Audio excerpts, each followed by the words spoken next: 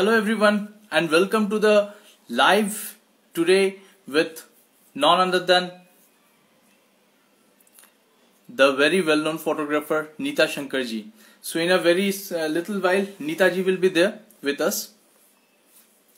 Good to see Neil sir also here. So Neeta Shankar ma'am is all about creative wedding photography.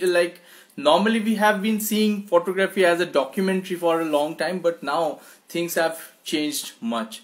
And when we say about things have changed much, it means that from the documentary thing, it has gone to a place where we can see a lot of lifestyle images, a lot of glamour also has gone into wedding photography. So there is a different kind of genre that has emerged, a different style altogether that have emerged. So let us just have that all from Neeta ma'am.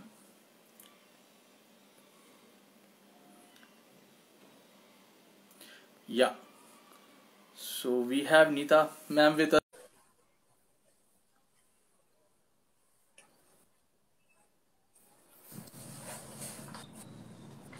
Good evening, Neeta ma'am. Hi, Santan. How are you today? Yeah, I am fine, and today is a big day to have you at last on the platform. We had been waiting for this for quite some time. It's my pleasure to be here. And it should be a pleasure for all of us, the participants, also, because it is an opportunity for all of you to actually write your questions as in the comment section, and Neeta ma'am is there to answer you back. So ask for the tips and tricks, anything you want to know from her. She is there to guide you on this. Neeta ma'am, first of all, a question from my end, that you started your journey, and as you started, it went in a leap kind of graph, like it just went flying there, and you established yourself in photography. And not only that, you are in a big prominence. You are a brand ambassador of Godox. You are a Nikon India mentor. So how did you actually achieve that? A little bit of your story and a little bit of guidance from your end. So I think I just got lucky. That's what I would say. Like when I started, like in the end of 2012 is when I started, shooting professionally. Before that, I worked as an engineer, and in fact, I picked up my first camera in somewhere in the end of 2010. So it's been like 10 years of owning a camera for me. So before I got into photography, I had never actually taken any pictures. Before I picked up a camera, I had never actually taken any pictures, because growing up, I didn't, I came from a family where we were more into academics, not really into artistic, or creative pursuits. So it just happened that, when I joined work, I invested in a camera just so that I can record some of my travels and things like that. And it so happened that I developed this interest in photography, and it kind of consumed me, and I wanted to get into photography as a career. So I made that switch from being an engineer to being a photographer somewhere in like end of 2012.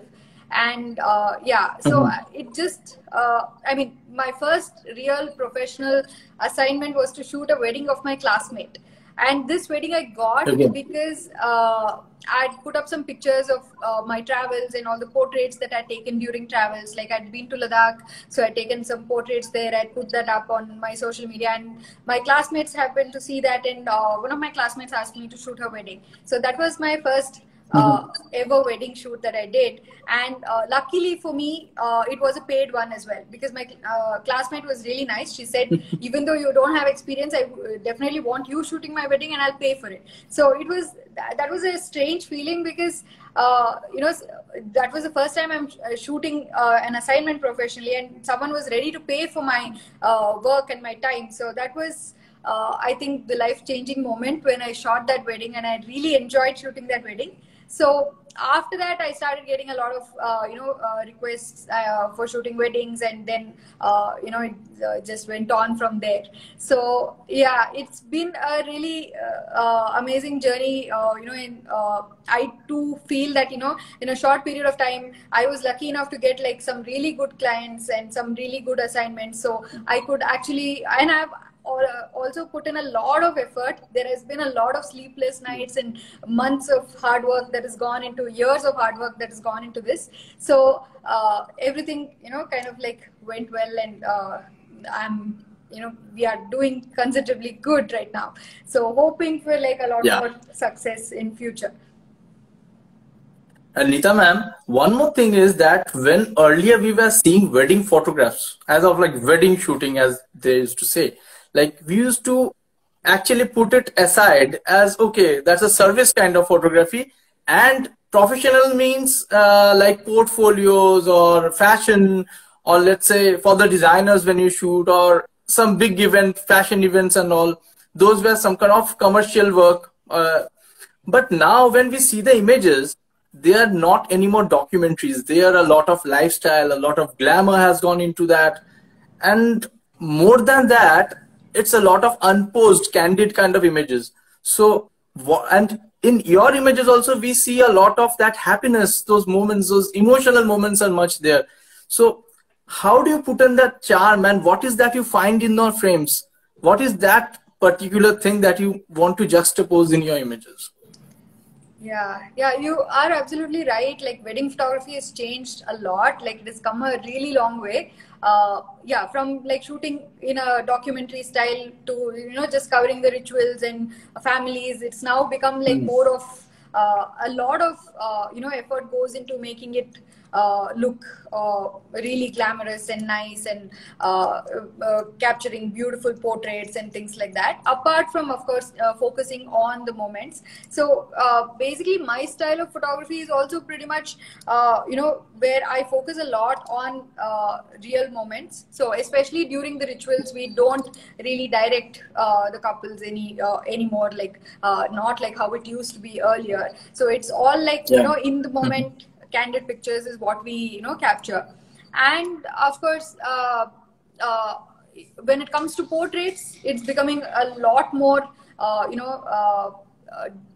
focus on lighting, and focus on getting like the perfect editorial kind of images that I would say. So it's wedding photography has now become like kind of like a mix of lifestyle photography, candid photography, as well as portrait photography, where you focus a lot on the details, and to get like the perfect expressions, perfect editorial kind of a look. So so basically when I'm shooting also, I mean my ideal kind of wedding is where everyone is like is really happy, and when we get to shoot a lot of moments. So even if we don't get to shoot a lot of portraits, it's okay, but at the end of the day, if we get like real moments captured, that is what I think will make a lot of difference in the couple's lives as well. So let me just bring up some images. Yeah.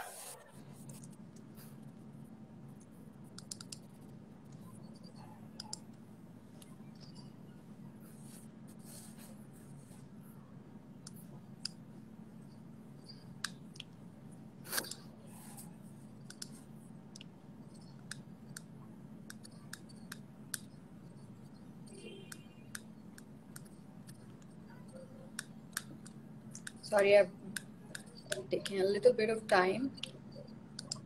Sure, ma'am. No issues at all. We have been waiting for these, so we will definitely wait more. Let me switch my camera. Say, so say moments like these.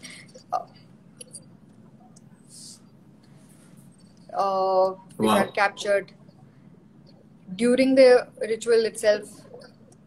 And some portraits. I'll probably come back and show these a little more in detail.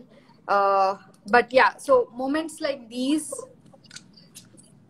which basically, is what I love to capture, especially because Indian weddings are so colorful and filled with so many emotions. It's really nice to, I mean, it's something that I really enjoy shooting.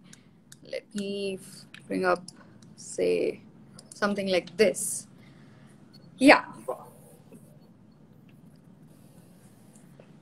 Yeah. Special moments. Absolutely special moments.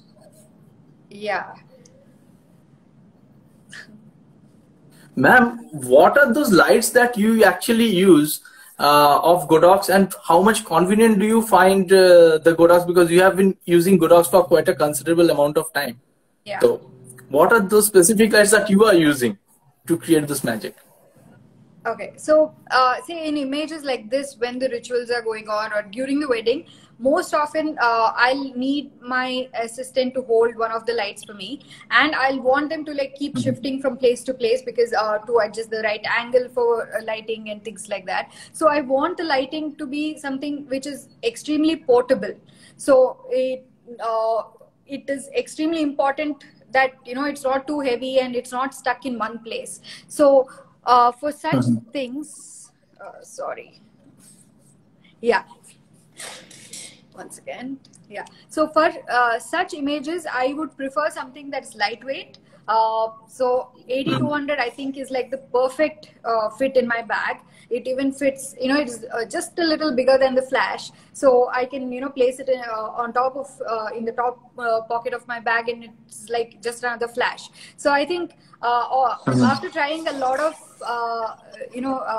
different lights, I think for weddings 8200 is my favorite. But when I'm shooting some portraits and when I have the time, let me just bring up some more images.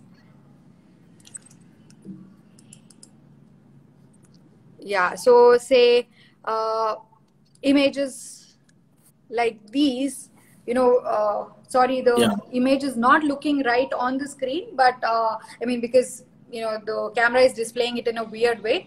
But say images like this, generally I prefer, I mean, if I have the time to set up lighting, I would probably prefer something like 8600 or 8400. But typically for a wedding shoot, I think 8200 is like good enough for most of the situations. The only time I prefer to shoot with say 8600 or something is when I shoot in like daylight, and if I want to overcome a lot of sunlight, then probably I use 8600. But otherwise, typically 8200 is my go-to light when it comes to weddings. It's usually mounted with a soft box, and one of my assistants is holding it on a boom. Otherwise, yeah, so that's if I don't have an assistant, I'll put it on a stand and put it in on a lightweight stand and put it in one place. But it's advisable to have an assistant who can help with lighting and stuff. Yeah. So that is. So is it a single source light, or there are multiple 8200s, or is it just a single source with a modifier? So this one was a single source light because we didn't have much time to set up multiple lights. That's one thing about shooting, say events, you're always like running around, and it's like there is always a little, I mean, it's always a rush. So you don't get a lot of time for portraits. You most often will have to focus mainly on getting like the perfect event documentation and things like that. So when you get time for portraits, it's most often not really the most ideal time, and you may get like hardly 2 or 3 minutes, sometimes maybe 5 minutes, and that's the best you can get. So in such scenarios, most often I use single light. Like for example, this is a single light shot, but when I have a little more time, like for example in this shot, when I have a little more time, I end up using multiple lights. Let me just bring this bigger.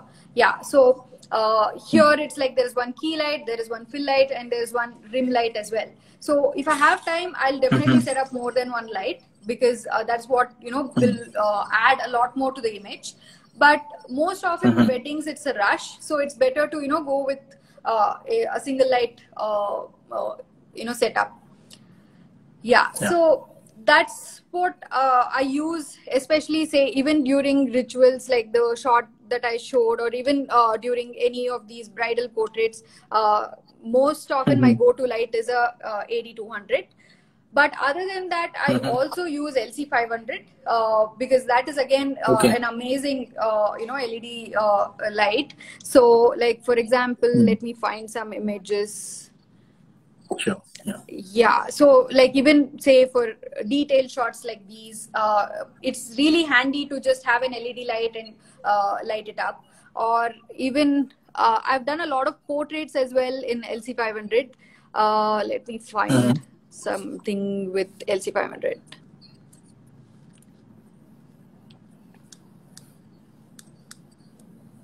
Sorry, I think all images haven't loaded.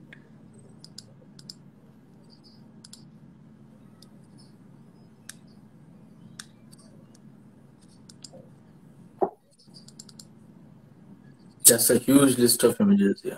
Yeah, say something like this. When I want to do like a quick shot, I'll use LC500 because I think that is also like a really nice light, and it's really easy to use. And with the barn doors and everything, it's actually makes it a lot easier to maneuver and modify the light as well.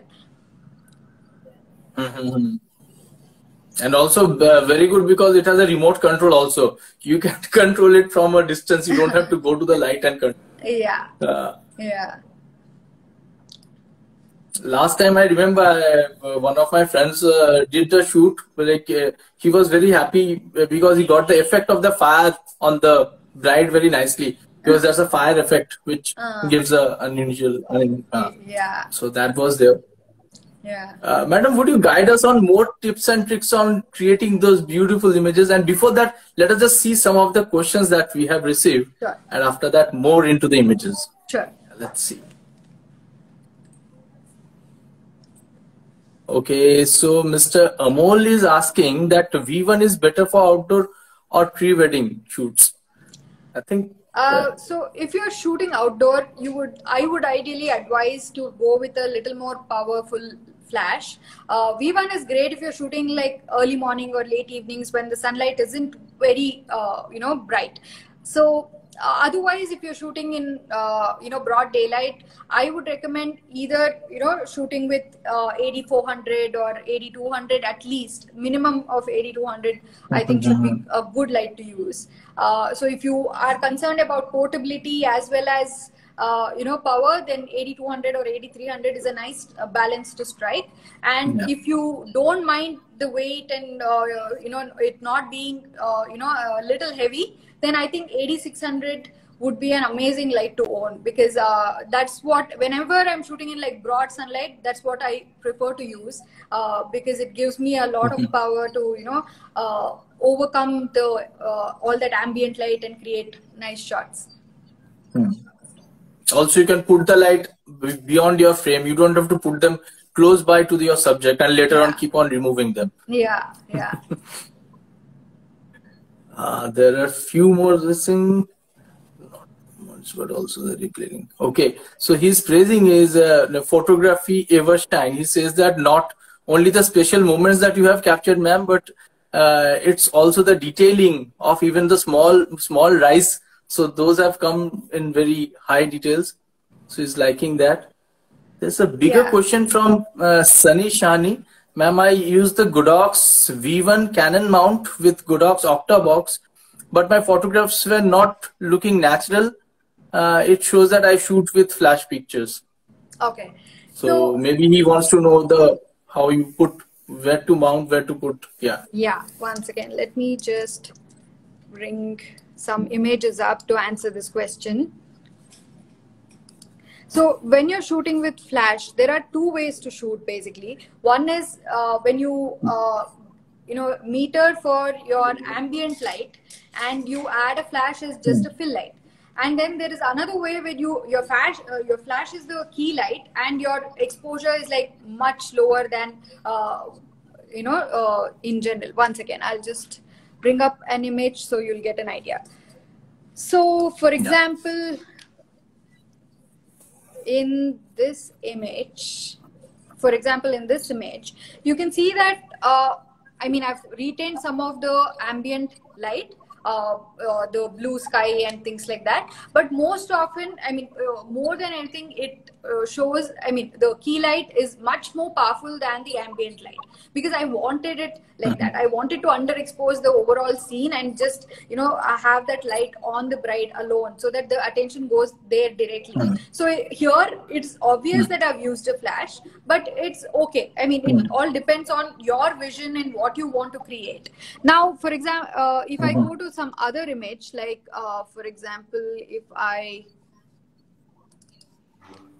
like one of the ritual shots that I showed earlier, or even let's say this image, here you can see that, you know, I've retained a lot of ambient light. So it looks like, you know, whatever the daylight was there, I've retained that, and I've just added the flash to light, to have a nice light on the subject. So it all depends on what kind of look you want and what is the base exposure that you start with. Like for example, let's say this image, I wanted to kill all the ambient light and use, you know, make it more darker and have like, you know, the focus entirely on the bride.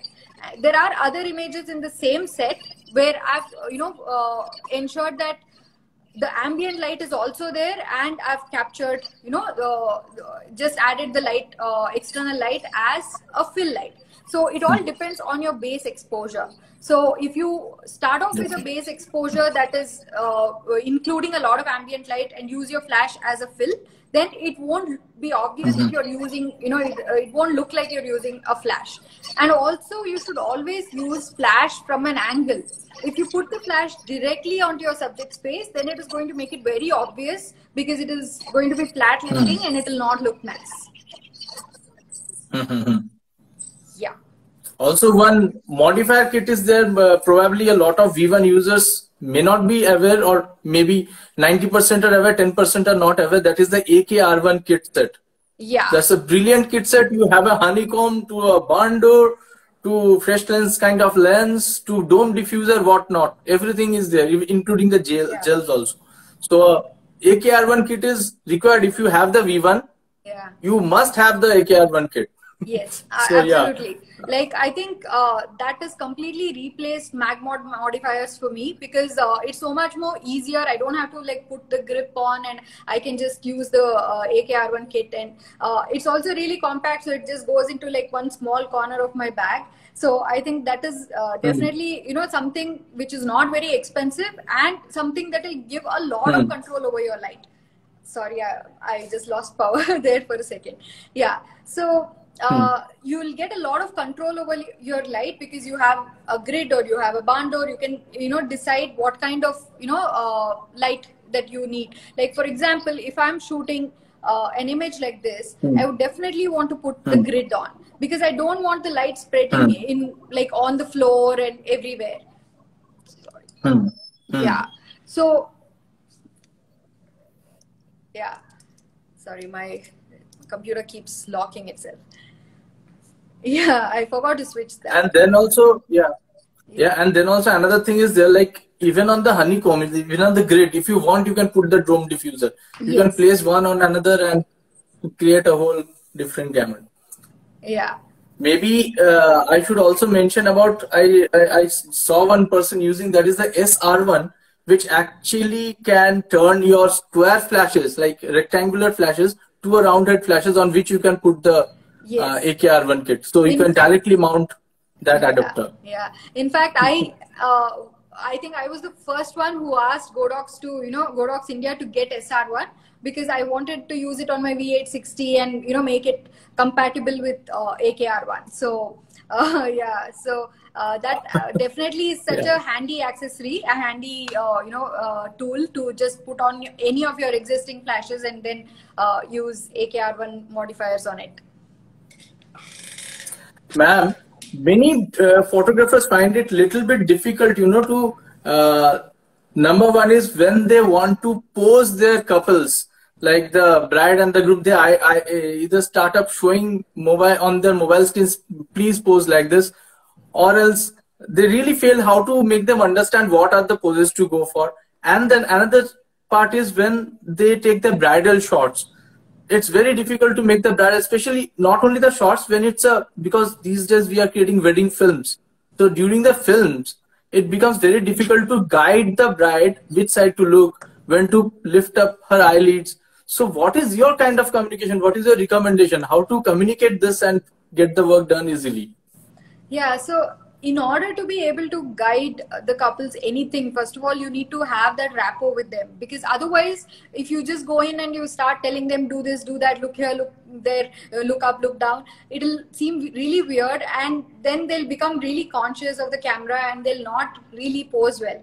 So first of all, we most often don't direct the couple. So we try and get as many moments as possible. But there are some shots where you would want a certain, pose, or you would want them to, maybe look towards the camera or something like that. So in such cases, when you want to like guide them, it's extremely important that you have a rapport with them, that you are friends with them, and you're not some stranger who's just asking them to do random things. So the minute you become, kind of close to them, and you are like constantly talking to them, making them comfortable, then when you, give them a little bit of direction, they're okay with it. And regarding what you said about people showing reference images on their phone to the couple, I think that's a very, very, bad thing to do. Because one thing is, most often what, all these reference images from Pinterest are shot in like, it could be shot in different countries where the light is different. It could be shot with different kind of outfit or different kind of lenses. So it's not really, a great idea to show someone else's work, and then, if you're not able to replicate that kind of work, then people may not really appreciate what you are doing. So I think it would be better to show your own work. Then you're setting the right expectation. So you show what you've done in the past. If you've taken some nice couple shots in the previous wedding, you can just show that to this couple, and they'll be probably okay to do that. So that is one thing that I think people should do. Otherwise, what you could do is just, observe a lot of shots and figure out like what makes that pose, and then just give, tell it out as a direction. Like, for example, can you hold your hands, or you can, turn towards the camera a little bit, or something like that. You can just give directions verbally. I think that will work better. Also, ma'am, these days in the wedding, while making the wedding films, in some of them there are very good moments, in some of them there are very good stories. So when the stories are created, often the bride or the groom, they say certain things about each other, or the family members say certain things. But it becomes very difficult for some of our fellow wedding filmmakers to make the couple understand that what should they be speaking about, or how they become ready, or like both of them, the wedding photographer and the couples, they sit static in front of each other when they have nothing to speak.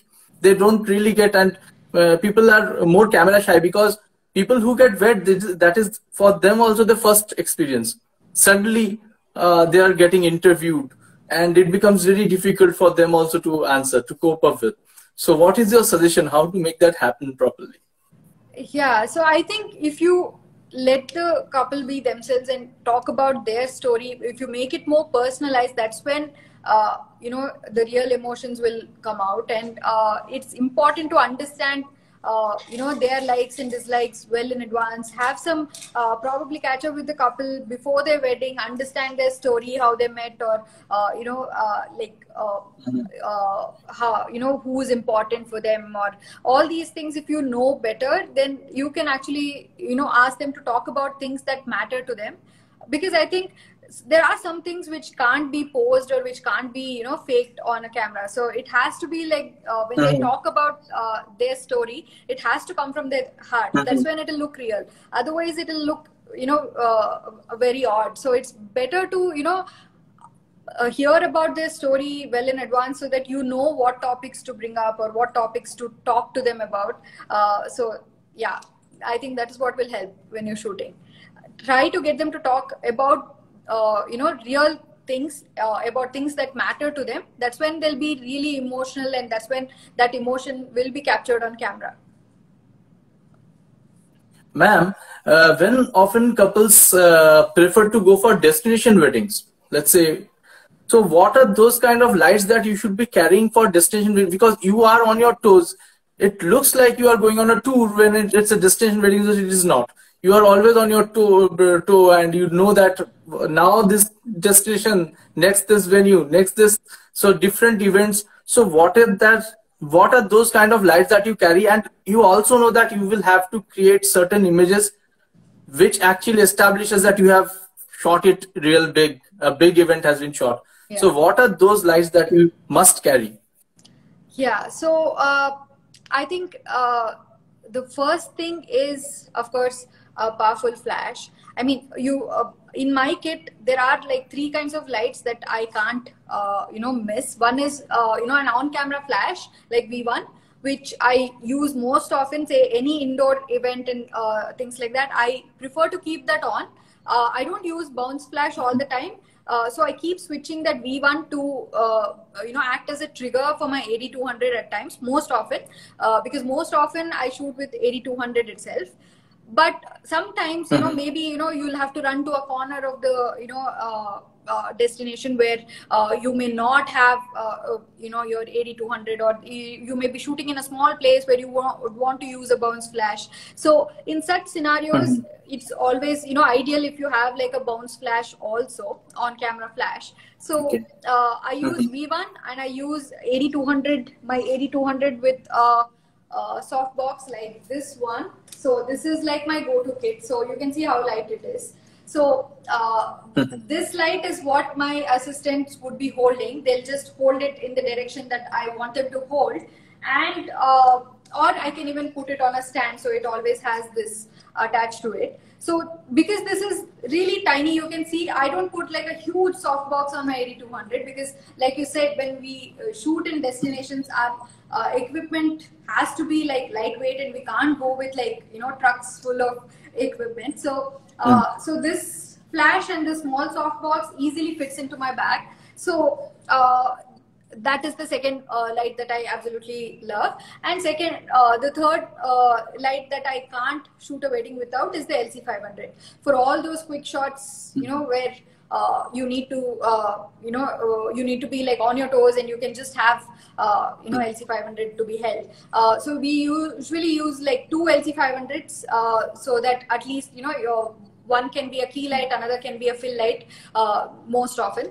So LC500 also helps a lot, especially when we're doing video also along with photos, because when we're doing both, if my flash is like continuously triggering, it may not really, look good in video. It may be like constantly disturbing. So that is one thing. Secondly, if the light isn't great for video, again, the video will not look its best. So lighting is a must. No matter which camera you're using, lighting is a must. Even if your camera shoots at like 1 lakh ISO, I think lighting is a must, because the kind of look that you can achieve, like someone asked earlier, saying your images look really sharp and all the details look really sharp. That's because of using a light.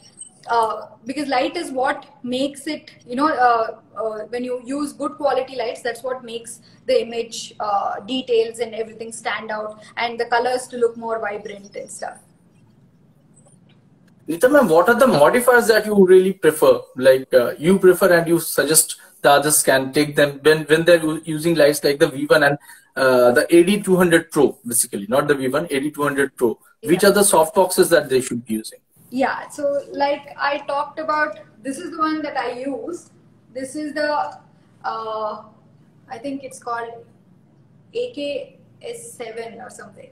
Once again, let me just check that. So it's a small softbox. So it's actually kind of like a beauty dish. It's got like, it's got this deflector plate inside, so you can see this. So that's what makes it really good, because it's not like direct light coming onto your subject. So the light kind of bounces onto it and then fills up the whole soft box and then comes out. So it makes it really soft. So this is one of my favorite soft boxes, mainly because it's so tiny that, once you fold it, it's actually an umbrella soft box. So once you fold it, it just goes into the camera bag so easily. I think it's called ADS7, right? Yeah. Yeah. So I will give on the names in the IGTV. yeah. When this will also get posted on the IGTV, so the questions can also be put in the IGTV, and Neeta ma'am is there. The technical team is there to answer everything back. Yeah. So see, it folds up really nicely. So Yeah. yeah, it folds up like an umbrella. So this is like really tiny, so it just can go in the front pocket of my camera bag. So that's why this softbox is my favorite. In fact, I have like 2 of them for both my 8200s.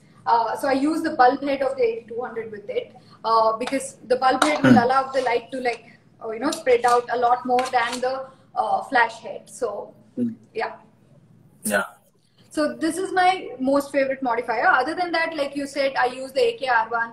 I also use the set of the tiny gel reflector and barn door set for the 8200 that I have. One second, I'll just see if I can find it. It's in the cupboard. Can you get? I'll just see if I can, have it brought to me so that I can show that. Great. Yeah. So these modifiers. We are waiting and yeah. Go ahead. There are some questions also. Let us just see what more questions are there. You have received a lot of questions. Okay.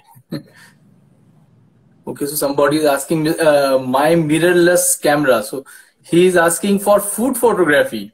Can V1 with 80 centimeter octopus be used? Yeah, of course it can be used, I think. Yes, why not? Of course. Because the size of the food is not very vast, and the spread of this light is enough to capture, cover up the area of the food. Yeah. So it can be used. Yeah. But even with food photography, what I would say is like use multiple lights. So if you are on a budget, you can buy multiple small flashes rather than investing in like big lights like 8400 or 8600. So but you would definitely need multiple lights because just light in one direction may not it'll look good initially, but probably when you want to up your game, it's better to add more than one light to your setup.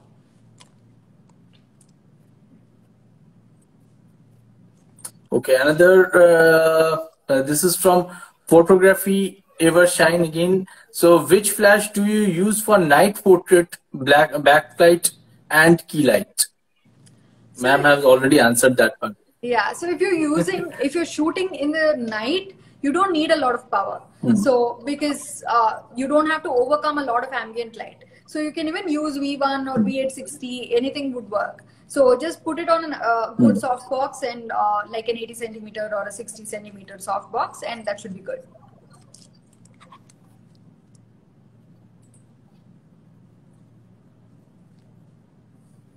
Okay. So tentatively, most of them are asking. Meanwhile, here is my AKR1 kit. Yeah. Yeah. So this is the bounce card. And this is the snoot. Yeah. This is the grid.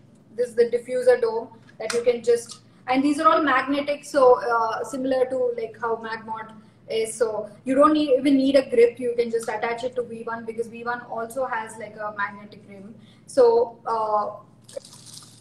then you have all these gels and like all these gels, and this is another. Like this is a gel holder, and this is another cool thing. It's a barn door, so you can basically put this on your flash, and then adjust according to like how you want the light to come out.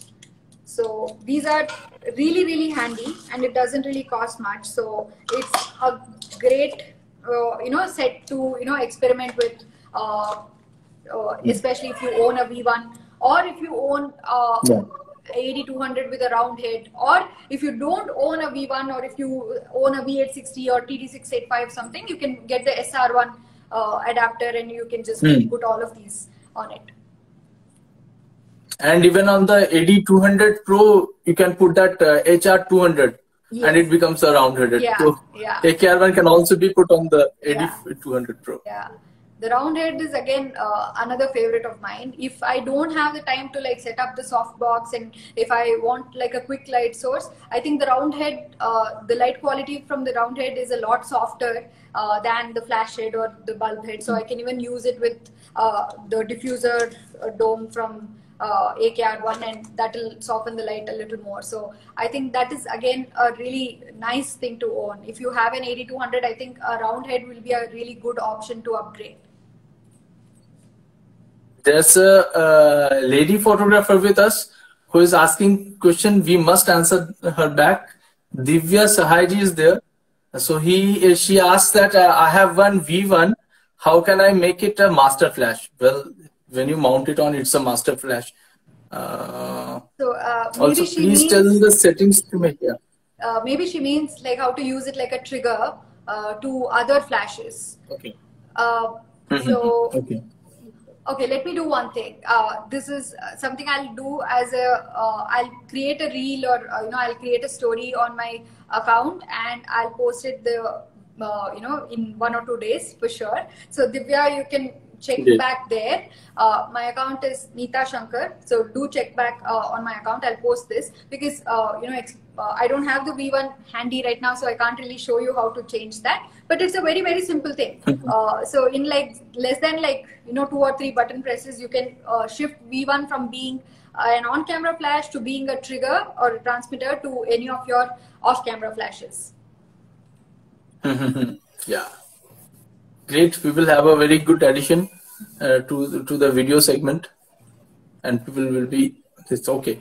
So Creative Ants Photography, he asks, please show without edited pics also, madam. After edit also 8200 use picture. Maybe he wants to see how the raw images looks. So over here, I would like to say something. Yeah. Before ma'am says, I would like to say that when you see a lot of good images, by and by what happens, earlier when we used to shoot, we used to get very lesser good right images, and a lot of like in 100%, let's say in 100 images, 10 images were right. By and by, as a photographer gets expert, like in case of ma'am, her 80% to 90% images will be good. And then she selects from the best of the best tests, and then those are edited and then plated. So it's like you wouldn't ask for raw food materials, just cooked. These are always dished properly, decorated properly, and then presented. So, so that's my concept, my idea of the images from the experts. Yeah, so basically I don't really edit my images a lot, because when you use proper lighting, I don't think you need to edit them a lot.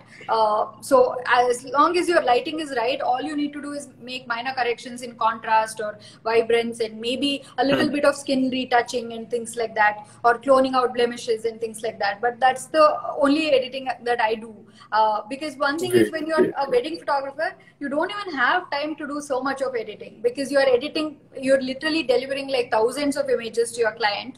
You can't do a lot of manipulation and things like that. So if you see the raw images, all you'll see is that it'll be a little more flatter, because that's what raw images are like.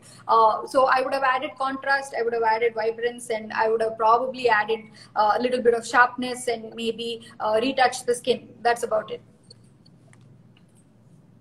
Yeah, and then it becomes totally different. Already they are very good to look, like when you see them, they're wonderful images. And when that small tuning is done, it becomes out of the world, like the images that you see. Yeah, so with Instagram, there is one problem, that just in 1 hour, it gets closed. Yeah. So we are close to that 1 hour. Yeah, so if there are any more questions that you need to know, you can place them as fast as possible so that we can answer them back. Otherwise, we would be having some more tips and tricks from ma'am, and maybe a little bit of recommendations what a starter would take. Somebody who is starting and still wants good output, like Divya ji is there. So what are your recommendations with the minimum of the budget, modifiers and lights that a wedding photographer should buy? Okay, so I would say one on-camera flash. It need not be V1. You can even buy V8 V850 or I would say, yeah, V860 is definitely a good option because it's got lithium-ion battery, so it won't. You don't need to keep changing AAA batteries and AA batteries and stuff. So V860 is at least what you should have for an on-camera flash. Get the SR1 adapter so that you can use all these AKR1 modifiers. So that'll help you modify that light quite a lot. And if you have the budget, and of course you have to have one LED light, and I would absolutely recommend LC500 or LC500R. I think that's the latest model that's coming. So definitely get one LED light because that will make it a lot more easier during rushed moments and things like that. And say if you're shooting in like small closed spaces or something, or if you're shooting both video and photo, I think that will really help. So other than these, so like I said, so far I've said on-camera flash, the AKR1 modifiers, LC500. Other than this, if once you have the budget,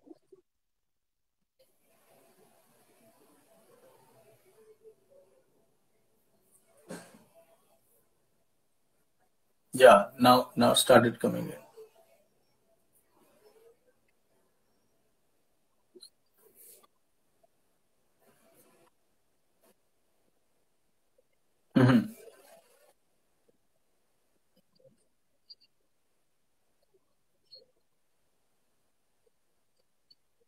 so what I would say is for anyone, like initially you can start off with a single light images, and that is totally fine. And as in when you are learning, it's good to invest in like multiple flashes so that you can create like you can experiment with key light, fill light, rim light, backlight, and multiple kind of lights, so that when you have multiple lights set up, it automatically elevates your images to another level. So yeah, it's really important to not just stick to a single light source all the time.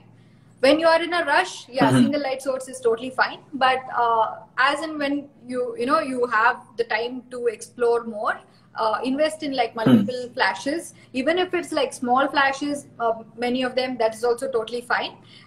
So I typically use mostly all 8200s and the V1, and yes, I also have 8600s for the time when I go out and shoot in like broad sunlight. But if you don't have a lot of requirement to shoot in like broad sunlight, you can stick to 8200 and V1.